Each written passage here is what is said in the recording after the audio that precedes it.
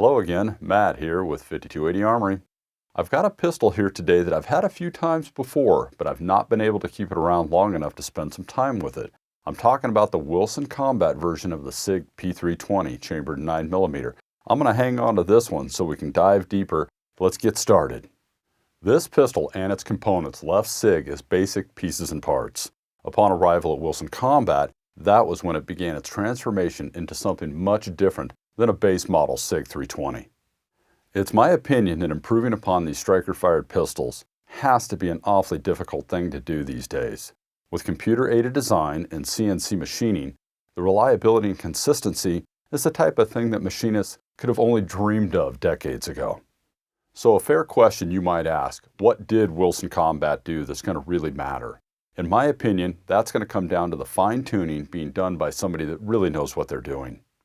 This fine-tuning is not new to Wilson Combat. They have been known to do this with other existing firearms. In some cases, some of these firearms were around decades before Wilson Combat even began. The enhancements they've made to firearms like the Remington 870, the Beretta M9, and the 1911 have become very well known. So now the question will be, are the enhancements they've made to the Sig 320 going to really wow us? We'll let you be the judge. If you look closely, this Wilson does look a little different than your basic 320. For starters, it got the Wilson Combat X-Tac pattern, front and rear serrations. They've continued the pattern onto the top of the slide to reduce glare. The slide has been dovetailed for the front and rear sights. That's going to allow them to be drift punch adjustable, and they've also been upgraded to the Wilson Combat battle sights. U-notch in the rear, high-vis in the front. The grip module is completely new. We know that because it looks different, and they also include the original in the factory box. I guess just in case you might like the old one better than the new one. At the front of the frame, we got the common M1913 accessory rail, followed by a rounded trigger guard, and at the front strap, it's slightly undercut for that higher grip. The magazine release has been left alone. It's the same one that you would get on the regular Sig 320s. It's still reversible, of course. The beveled magwell, however, is much larger. I think you competition folks are really going to like that. The grip texture is mild in my opinion, and this beaver tail almost makes you think you're looking at a hammer-fired weapon at first glance. But my favorite part about the Wilson change on the grip is this thumb cut. It allows me to get to that magazine release much easier.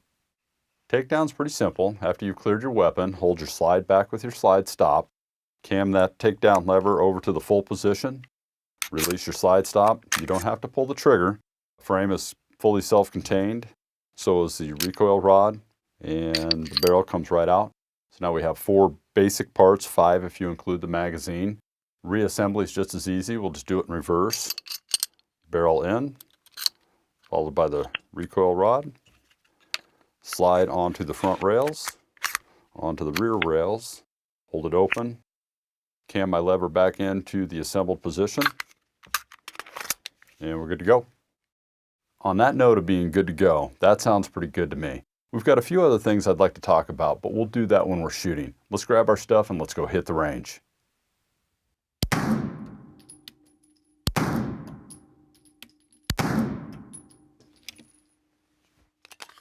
I was shooting this Girsan match pistol a couple of weeks ago. Really had a good time with it. I thought I would bring it out and compare it to this Wilson Sig 320, just to compare and contrast. They're basically competing for the same job. On the trigger, this match pistol's coming in at about 6 pounds, sometimes even a little bit heavier.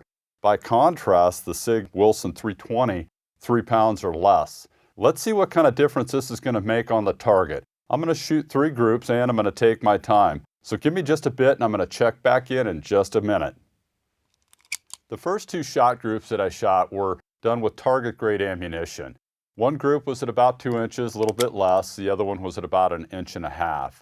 The third group was a personal defense type ammunition. And I was averaging about 1.25 inches until I had that one flyer. So I guess I better practice some more.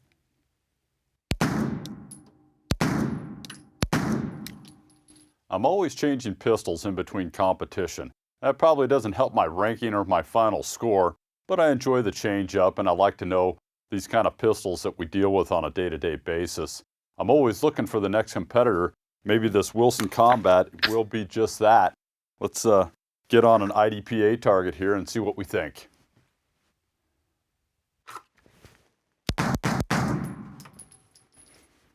All right, I got one shot I got to bring up there. Let's try it again. A little better.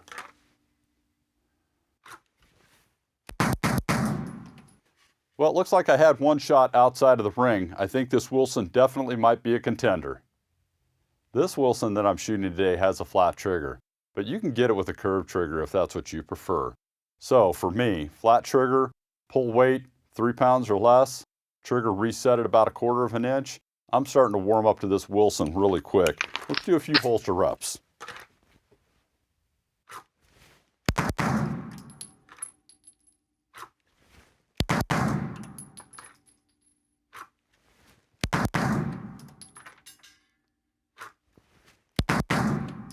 I'm going to get just a few more rounds down range before I head over to the other side. The guys have said they've got a couple of interesting challenges for me. I can't wait to see what they've done.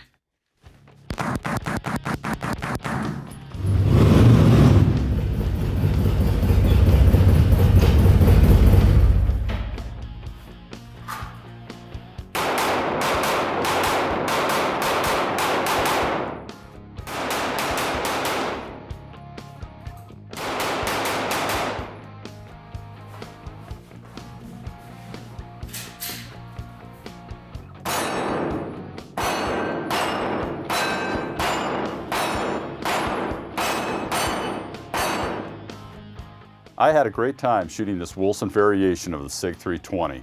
It feeds, fires, ejects perfectly. Everything ran just as you would expect. We're going to have these for rent and for sale as much as we can. You know, they're not always available. So be sure to call and see what the situation is. Make sure we have one down here for you to rent or to purchase if that's what your plans are. So come on down and take a look. 5280 Armory, Colorado's gun shop. We'll see you soon. Hey, and don't forget, if you like watching videos about firearms and supporting your Second Amendment, or you're from another country in which you had a Second Amendment, do us a big favor. Hit that subscribe button so we can keep this channel going. And thanks for watching.